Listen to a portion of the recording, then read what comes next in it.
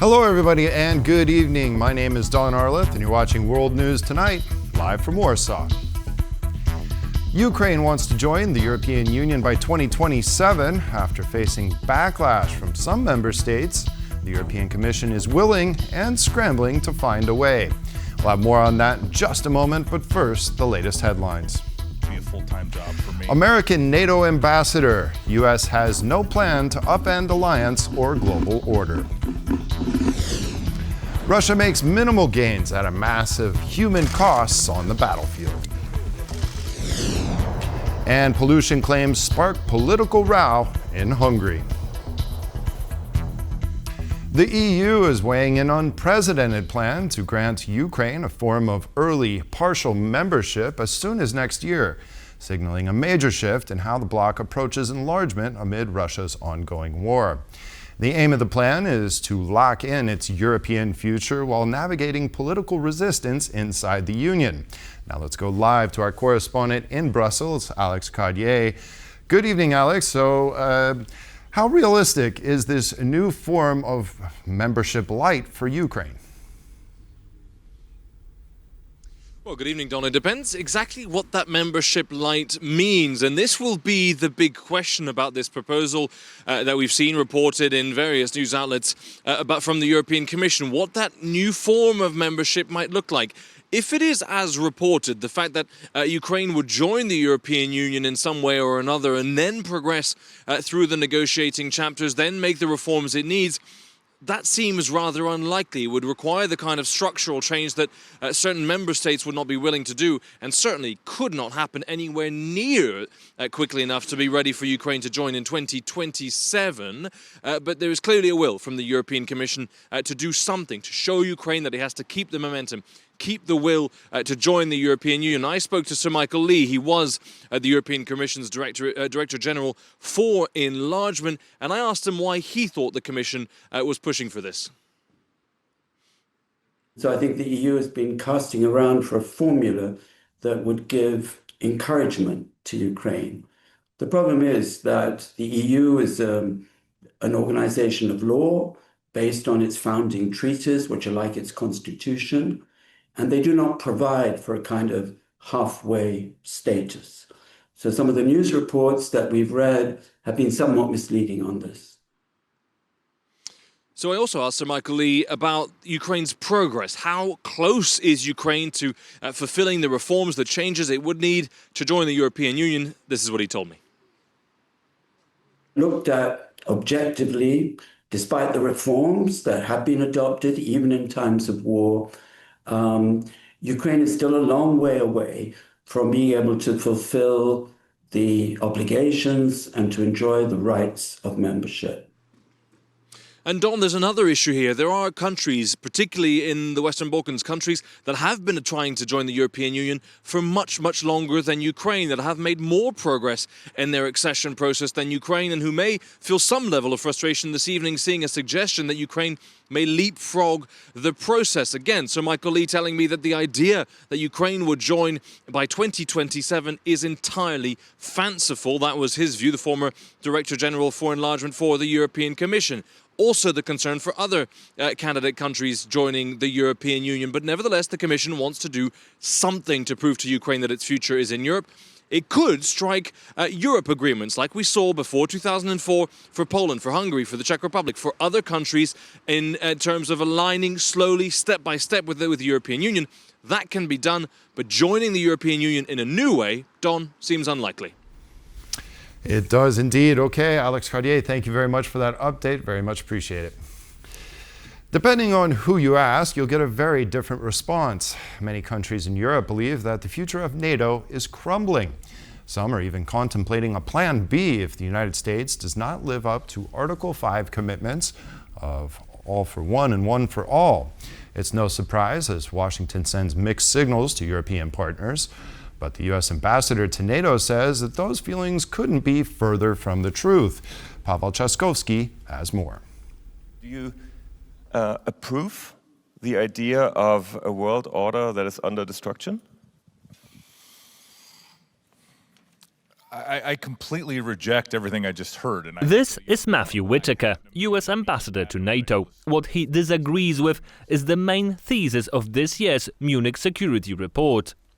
The world has entered a period of wrecking ball politics. Sweeping destruction, rather than careful reforms and policy corrections, is the order of the day. The most prominent of those who promise to free their country from the existing order's constraints and rebuild a stronger, more prosperous nation is the current US administration. Europe saw the first salvo in this destruction of transatlantic relations in Vice President J.D. Vance's speech from last year's Munich Security Conference. In Washington, there is a new sheriff in town. And then a year of Europe bashing followed. The leadership of the Trump administration's already been abundantly clear that Europe is going to have to fend for itself. With the climax being President Donald Trump's bid to acquire Greenland, an autonomous territory of Denmark, a fellow NATO member. And according to the US president, no holds were barred. I would like to make a deal, the easy way, but if we don't do it the easy way, we're going to do it the hard way. But according to the US ambassador to NATO, this is just rhetoric from Trump. I learned in the first Trump administration, ultimately as acting attorney general, that if I try to respond to every single Truth Social or tweet by President Trump, that would be a full-time job for me. And what Europe sees as the destruction of NATO is actually intended as reconstruction by Washington. It doesn't mean we're getting a divorce. Mom and Dad are still together.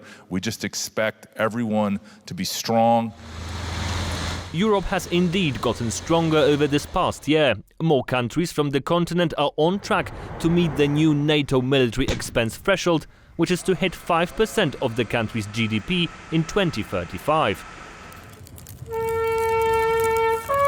Since January last year, Europe has been single-handedly financially supporting Ukraine in its war with Russia, and European forces increasingly bolstered defense on NATO's eastern flank. For example, last week, Germany took command of NATO's forces in Lithuania with a 5,000-strong contingent to be deployed there soon. I'm pretty sure that the brigade will fully deployed in the next 2 years. And this is a strong signal for deterrence and for European unity.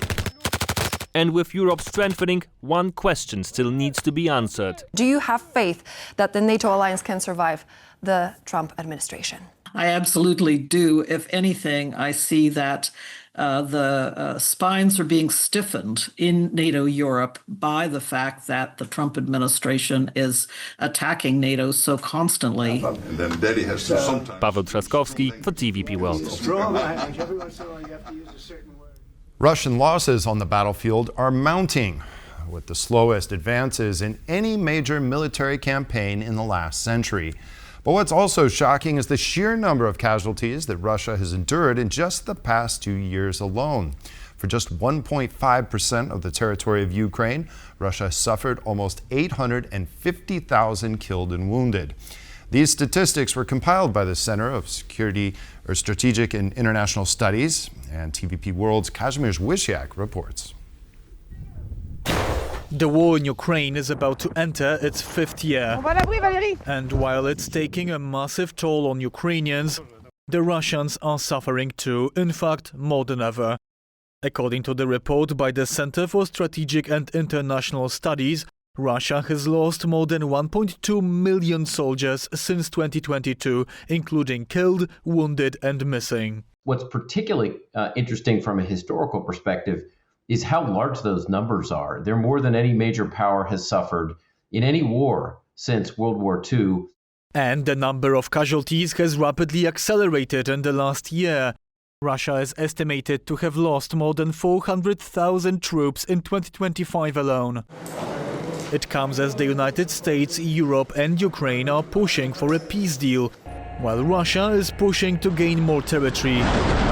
And despite these massive losses, the front line barely moves. The Russians in the Chasiv Yar axis have been down to 15 meters per day, Kupiansk 23 meters per day, even Pokrovsk about 70 meters. These are among the slowest we've seen on any major campaign in any war over the last century. Analysts are calling Russia's loose approach to the soldiers' lives a meat grinder. Such a fast rate of losses means Moscow is forced to seek troops from less obvious sources, like mercenaries from Africa, often lured into joining the Russian ranks by agencies offering false jobs. This young man from Kenya was killed fighting a war he never intended to fight. He said, "As we speak, I'm in combat training. It doesn't look good for me. Pray for me." What is your name? Francis. This clip went viral in early January, showing an African man with a mine strapped to his chest, being ordered by his Russian commanders to run on a suicide mission towards the front. The Russians are also turning to prisoners for conscripts.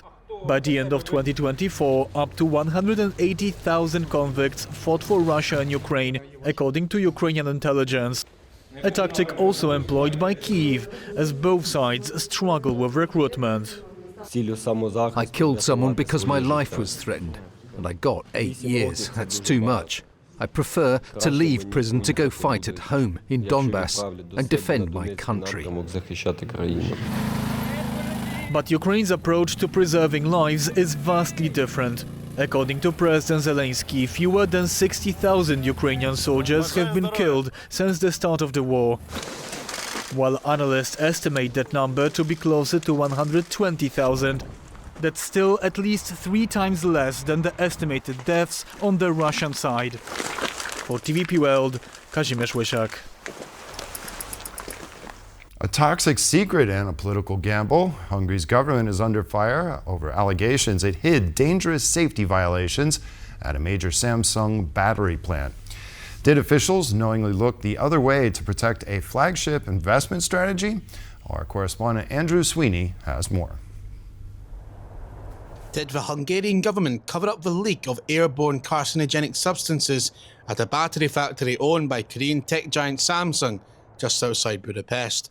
That's the allegation in an in-depth report by local news portal Telex, which outlines how the government knew about shoddy safety standards at the factory in Good and did nothing. The report accuses Samsung of supplying workers with face masks when they were required full personal protective equipment, using exhausts that failed to stop carcinogenic nickel, cobalt and manganese dust escaping, rotating workers with high toxic levels in their urine to cleaner sections, replacing them with fresh employees. This is a huge scandal since the entire industrial strategy of the Orbán government has focused on the issue of battery factories.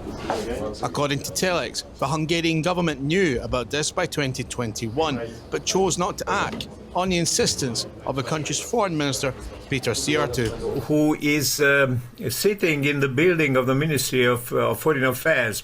His main job is attracting foreign investments. By 2023, Government Minister Antal Rogan, who oversees Hungary's intelligence services, wanted to close the Good factory, viewing it as a political risk.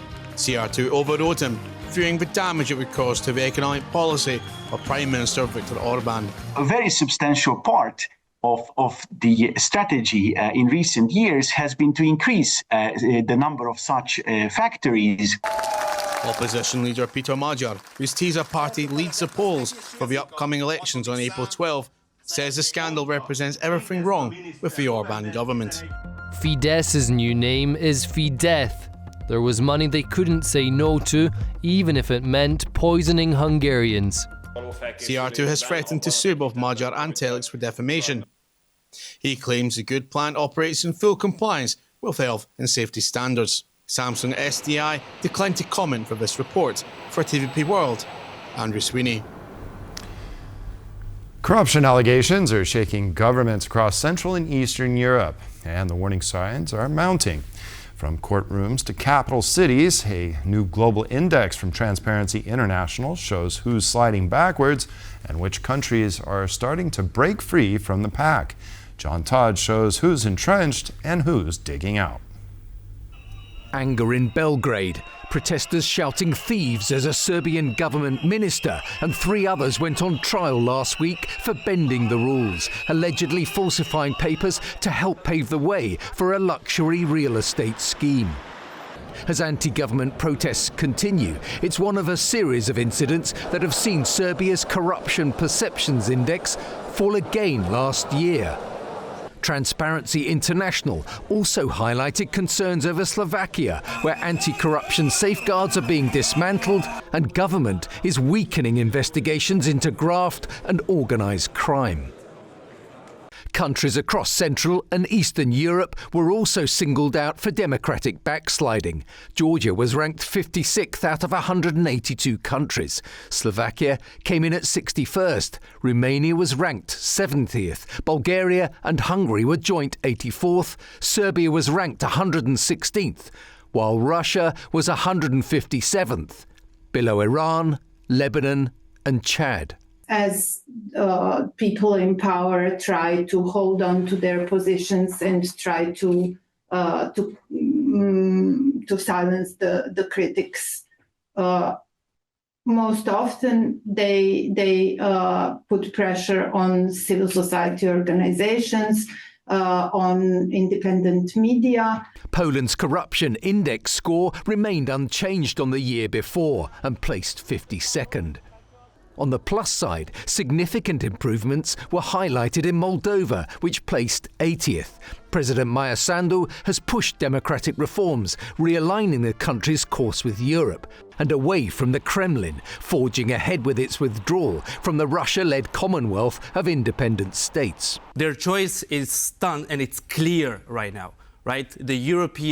The pro-European path irreversibly now, even with Russia pushing 400 million euros in disinformation, hybrid warfare, and all of that. Armenia, which on Monday hosted US Vice President J.D. Vance, placed 65th and was spotlit for adopting anti-corruption legislation. The US has previously inked a deal to build a new nuclear power plant, indicating a strategic realignment. This is a big coup against Russia, which had been pressuring Armenia to ensure that Rosatom, Russia's state atomic energy producer, would maintain control over the only nuclear power plant in this region. Transparency International also highlighted improvements in Ukraine's governance and anti-corruption systems, gains made despite Russia's full-scale war. John Todd for TVP World. Poland's government is betting big on the future, unveiling a brand new body it says could supercharge economic growth. But what is this new strategic hub dubbed the Council of the Future? And can it really deliver? Our reporter Sonia Gadabishchan was at the launch and has the story. We believe that the future belongs to Poland. These were the opening lines of Polish Prime Minister Donald Tusk on Tuesday as he was describing a new initiative called the Council of the Future. The body consists of some of the country's most prominent representatives of sectors like space, data, artificial intelligence, economy, and more.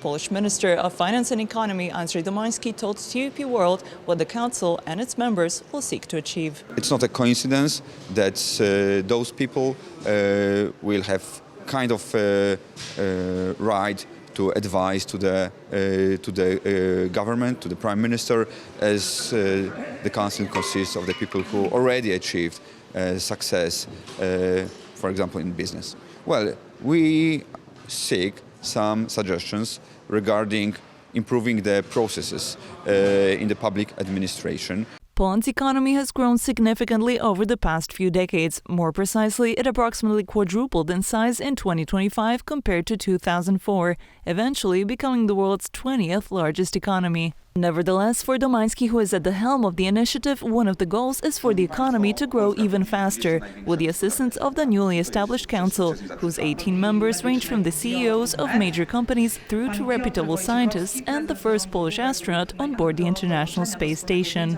We have asset, the human capital asset here in Poland, and we need to build on that. Among the members is also the co-founder of ISI, a leading company in synthetic aperture radar satellite operations, who shared with us his impression following the Council's first meeting held on Tuesday. We, of course, have been instructed by the Prime Minister to be very focused and actionable. He said he's not looking for general advice, he's looking for concrete actions that can be implemented quickly and are going to have a big impact. I think we can do it.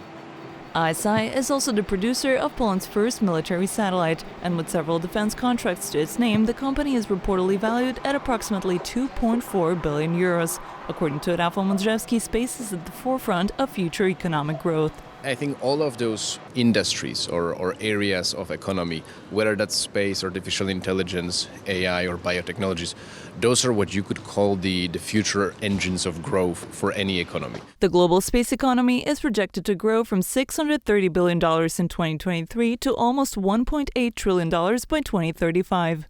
According to the World Economic Forum, the conflict in Ukraine has shown the growing role of commercial space applications in geopolitical conflicts.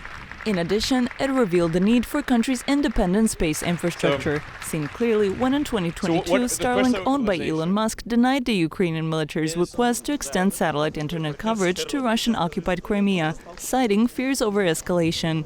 Domański emphasized that technological sovereignty is at the heart of the Council's work, adding that he hopes the body will help build solutions that will make the country's economy resistant to external threats. For Warsaw, for TVP World, I'm Sonia Agata-Wiszczan. And now we return to our main story tonight. Can Ukraine join the EU in a limited capacity in 2027? Joining me now to discuss is Fabrice Potier, CEO of Rasmussen Global. Hello, and thank you so much for joining us. Yes, nice to see you. Yes, great to see you as well. Thanks for joining us on TVP World. Now, Brussels is preparing to include Ukraine in the European community as part of a future peace agreement. What specific rights and obligations would Ukraine gain, maybe not gain, under this proposed membership light or reverse enlargement? Well, I don't know the exact details because they're actually being negotiated as we are speaking.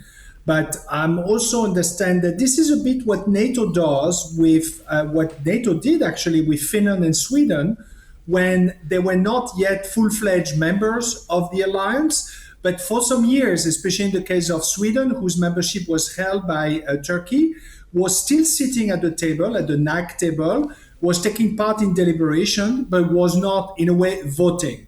So I could imagine that member states are thinking of reproducing the same in the EU context. Why? Because there's this sense of urgency that Ukraine needs to be anchored in the broader European family, and that if there is indeed a peace agreement between Ukraine and Russia, where Ukraine has to make some really hard compromises, especially territorial ones, that at least there is this guarantee of Ukraine becoming a member of the European Union. Right. Now, would this be possible for partial EU membership to be legally structured within the existing EU treaties? It's a good question. I think, the EU can be creative when it wants and when it has the political will to be creative. And if you look at how the treaties have been applied, the exemptions on some opt-outs on certain parts of the treaty by some members, like previously, for example, Denmark, for the European political security and defense policy. So I think there are ways to find exceptions and work around the treaties.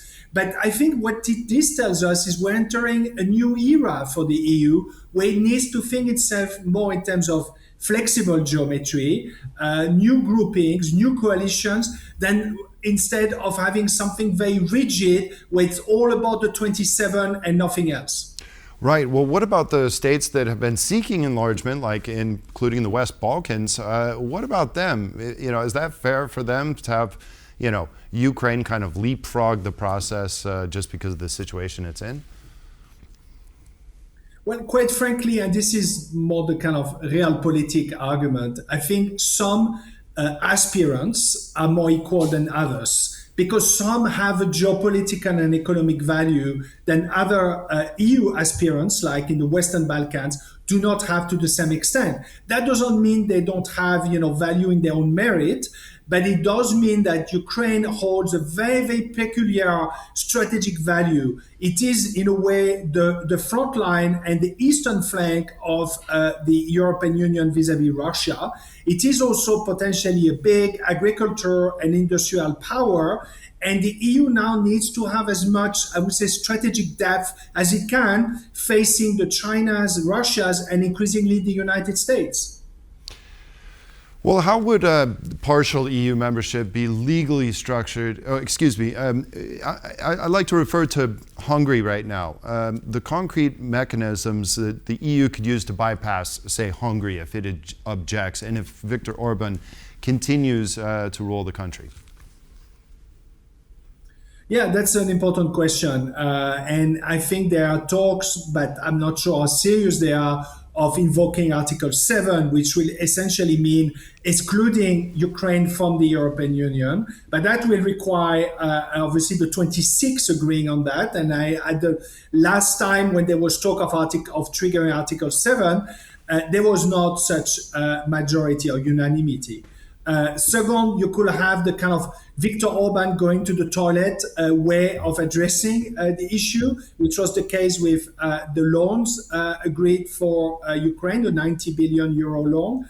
But I do think that for a matter that is so fundamental as welcoming a new member of the European Union, you will have to have something more drastic. So all hopes are on the change of government in Budapest during the April elections. And if not, I think we'll have to see what's the political will among the 26.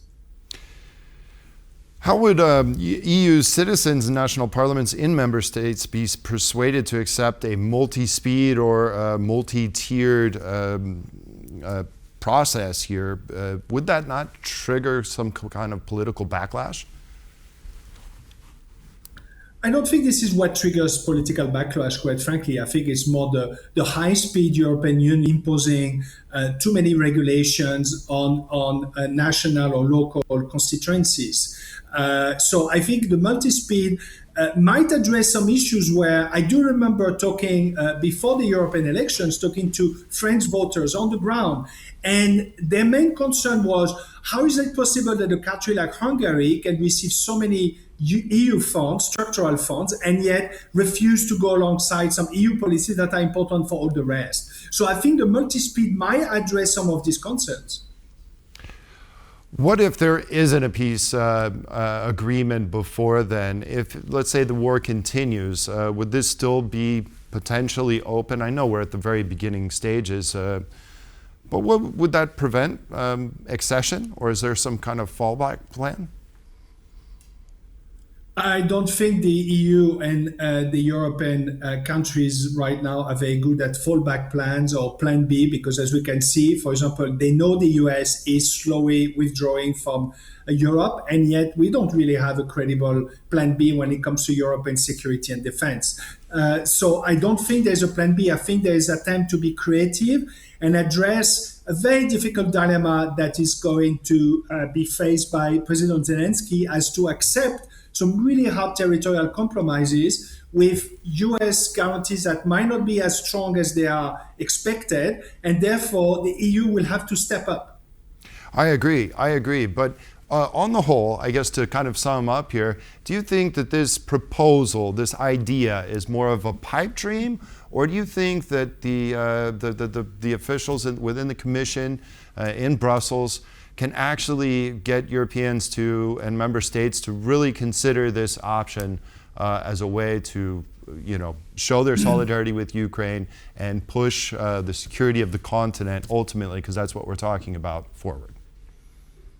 I think the fact that one of the most articulate European statesman, Mario Draghi, has recently called for more or less the same idea of, we should be more pragmatic, we should be more concentric in welcoming those who are willing to go further.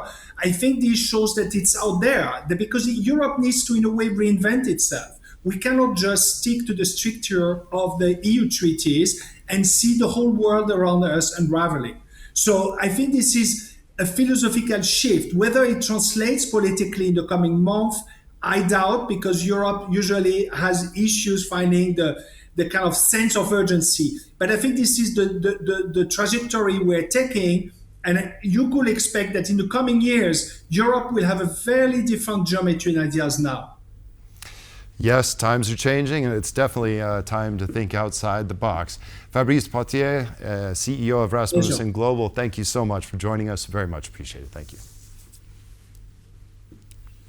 And that's all the time we have on this edition of World News Tonight. Thanks for joining us. Have a great evening, and we'll see you next time. Good night.